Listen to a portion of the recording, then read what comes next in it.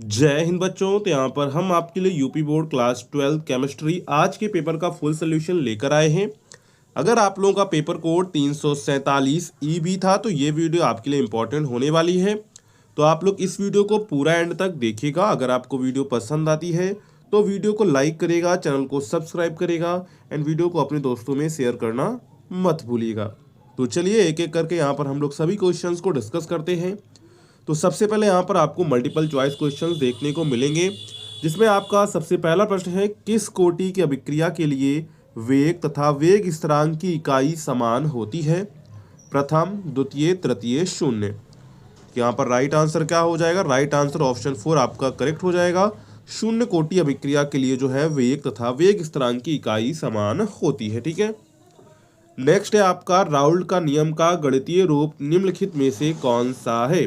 तो राउल्ट के नियम का गणितीय रूप होता है P नॉट माइनस के P upon P naught equal to capital N plus N, यानी कि ऑप्शन सेकंड वाला यहाँ पर आपका करेक्ट हो जाएगा। अगर आपने ये करेक्ट किया है तो आपका राइट आंसर है। ठीक है। नेक्स्ट है Cu2+ में अयुग्मित इलेक्ट्रॉनों की संख्या है। तो इसमें अयुग्मित इलेक्ट्रॉनों की संख्या कितनी है? तो इसमें है 2। तो राइट आंसर ऑप्शन फर्स्ट आपका करेक्ट हो जाएगा। अयुग्मित इलेक्ट्रॉनों की संख्या हो जाएगी आपकी 2। ठीक है।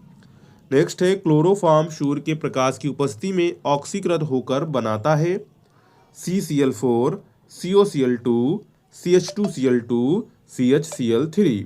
तो यहाँ पर राइट आंसर क्या हो जाएगा? तो राइट आंसर यहाँ पर आपका हो जाएगा COCl3। ऑप्शन सेकंड आपका यहाँ पर जो है करेक्ट हो जाएगा। ठीक है। नेक्स्ट है ग्लूकोज निम्नलिखित में से किससे अभिक्रिया नहीं करता है? ब्रोमीन जल से, NaHCO3 से, C6H5NH2 से, और इसके बाद है CH3CO का होल ट्वाइस O। तो यहाँ पर राइट आंसर क्या हो जाएगा? राइट आंसर हो जाएगा NaHSO3 सोडियम बाई सल्फेट, यानी कि ऑप्शन सेकंड आपका यहाँ पर जो है करेक्ट हो जाएगा। ठीक है। नेक्स्ट है फॉर्मल्डिहाइड KOH के साथ अभिक्रिया करके मिथेनॉल एवं पोटेशियम फॉर्मेट देता है। इस अभिक्रिया को किस नाम से जाना जाता है? तो किस नाम से जाना जाता है? इसे जाना जाता है कैनी-जारू अभिक्रिया। ऑप्शन यहाँ पर आपका जो है थर्ड वाला करेक्ट हो जाएगा। ठीक है। यहाँ पर हमने ऑब्जेक्टिव क्वेश्चंस को करेक्ट कर लिया। आपके 5 में से ऑब्जेक्टिव कितने यहाँ पर सही हुए आप लोग कमेंट करके जरूर बताइएगा। ठीक है।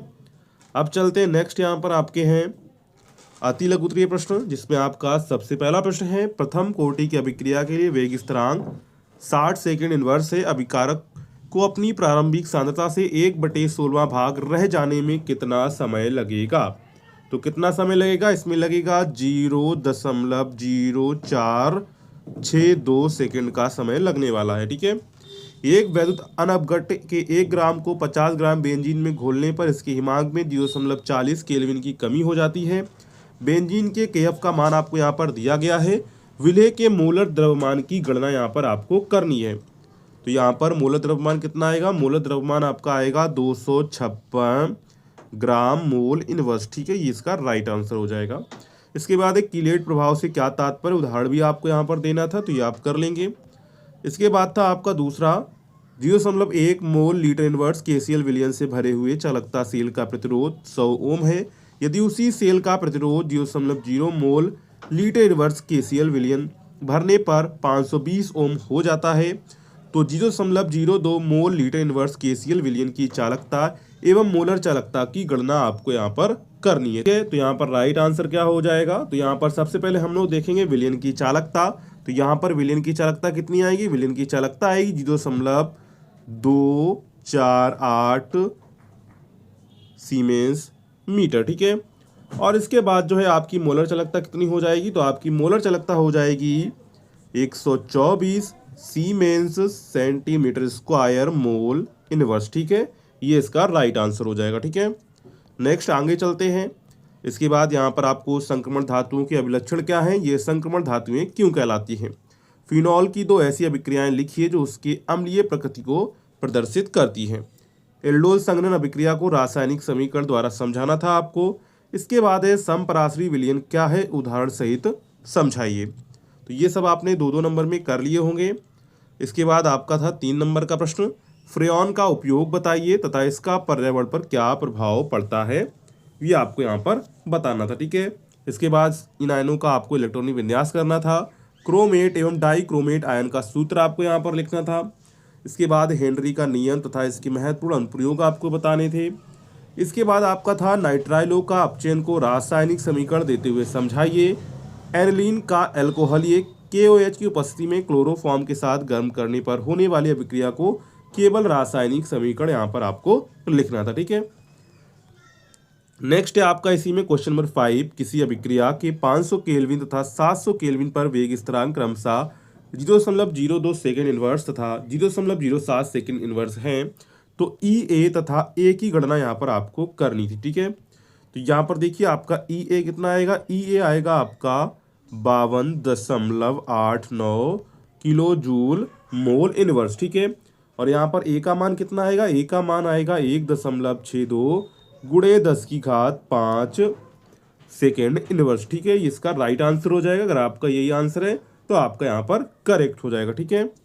नेक्स्ट था यहाँ पर आपका उभय तंतु लिगेंड से क्या तात्पर्य है, उदाहरण भी आपको यहाँ पर देना था, ठीक है। तो इसमें आप उदाहरण में NO2- लिख सकते थे या फिर SCN-, ये इसके एग्जाम्पल लिख सकते थे, ठीक है।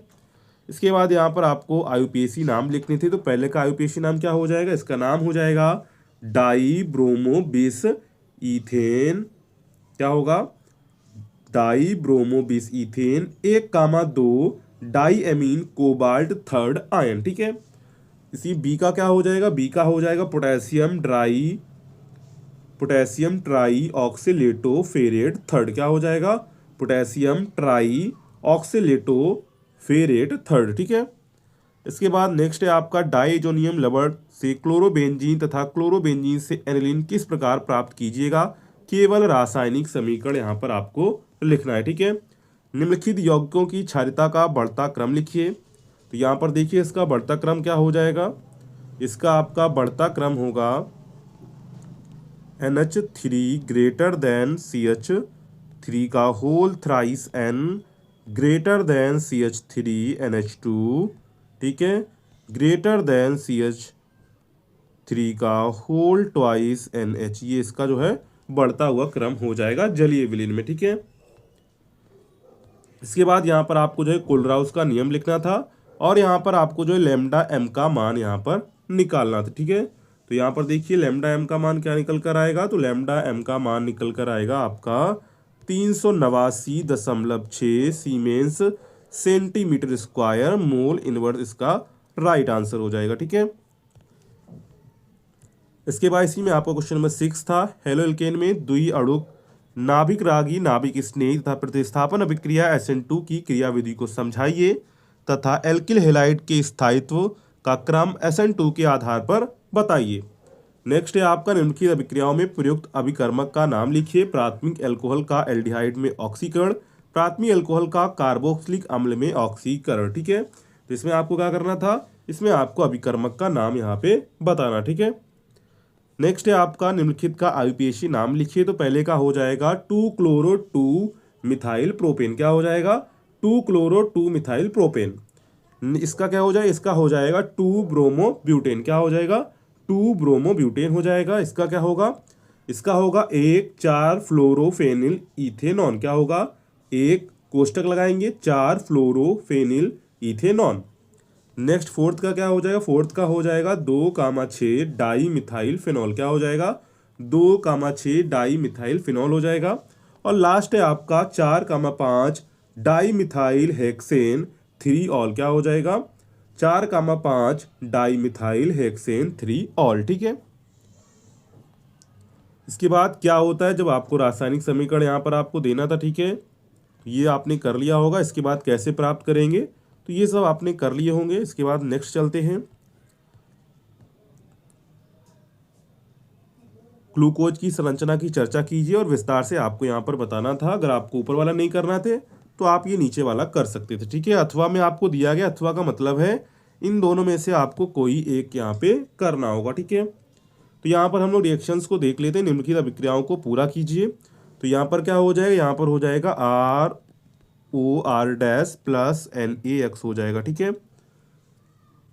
इसके बाद आपकी दूसरी थी रोजेनमुंड अपचयन। तो इसका क्या हो जाएगा, इसका उत्पाद बनेगा आपका बेंजिल्डिहाइड C6H5CHO, ठीक है।